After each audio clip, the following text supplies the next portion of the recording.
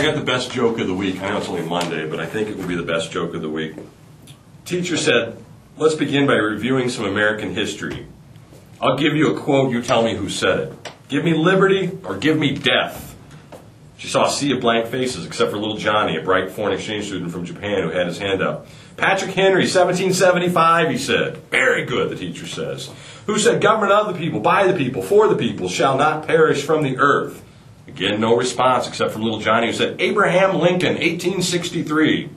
Excellent, said the teacher, continuing. Let's try one a bit more difficult. Who said, ask not what your country can do for you, but what you can do for your country?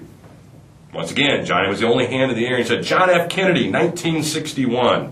Teacher snapped at the class. Class, you should be ashamed of yourselves. Little Johnny isn't from this country, and he knows more about our history than you do. She heard a loud whisper, F the Japs.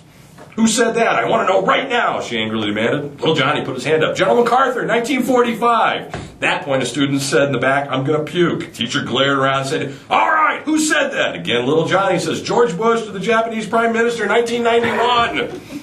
Now furious, another student yells, oh yeah, suck this. Little Johnny jumps out of his chair, waving his hand. Bill Clinton to Monica Lewinsky, 1997.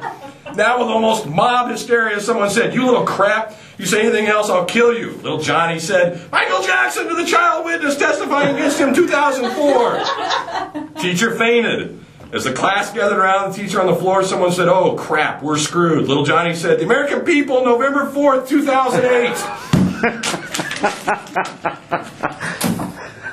Happy Monday. It's Monday. We've covered Amy Winehouse, right? I mean, this isn't a shock to anybody other than Kelly Osbourne. I mean, I don't know. Did they confirm it yet? I hadn't. Confirmed she's dead? No. It was a drug overdose. I think that was. Were you waiting for confirmation?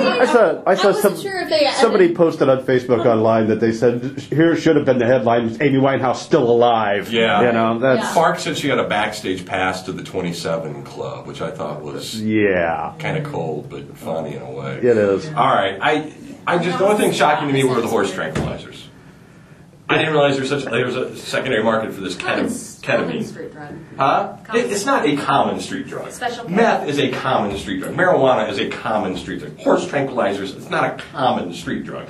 To a druggee, and when I say druggee, I mean capital D, like Amy Winehouse, it might be common. I can't imagine that I can go to most street corners here in Decatur and get ketamine. Yeah, I don't know. I'll have to ask BK. You sure? When the last time they actually hauled in ketamine. Right. You notice the cartel, the big story? They weren't bringing in horse tranquilizers. Yeah.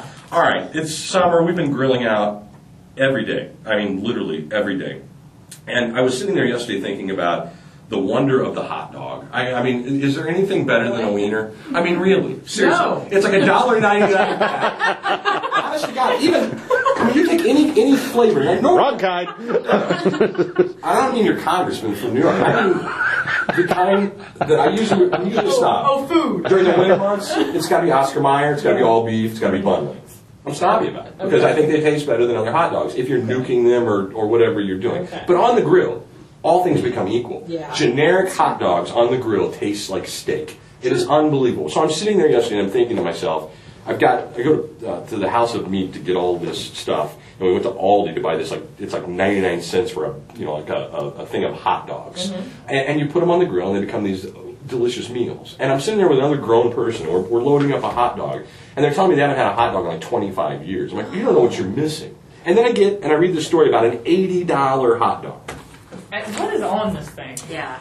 It's one of America's most popular traditions, an afternoon at the ballpark with a cold beer and a hot dog. Now, a Massachusetts baseball team has elevated the experience to a lesson in cuisine. The Brockton Rocks. It's R-O-X. I don't know what that means.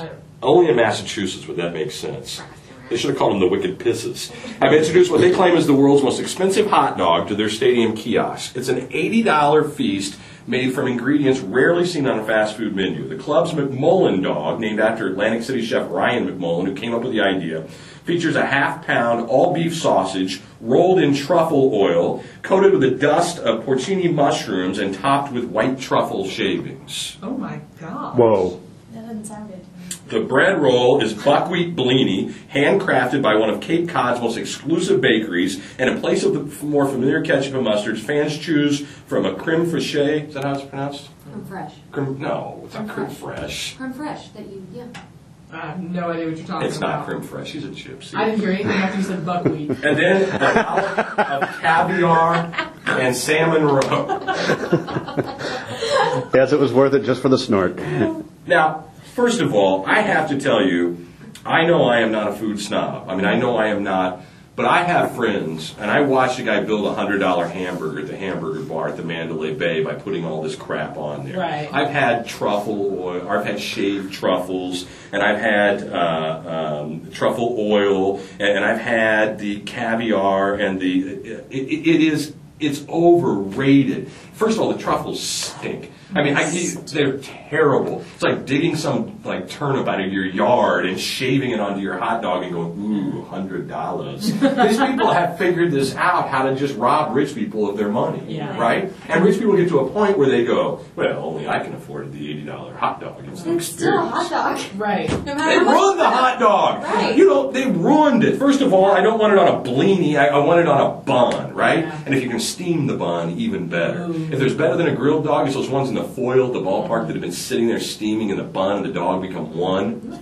You know what I mean? Oh my God. That's a Zen experience. You know what I And it mean? really is. You add some relish to it and some onions. Oh, yeah. All right. And then there's that proper way of grilling it where you get the brown enough that it's not burned, but you can tell that it's been grilled and grilled expertly.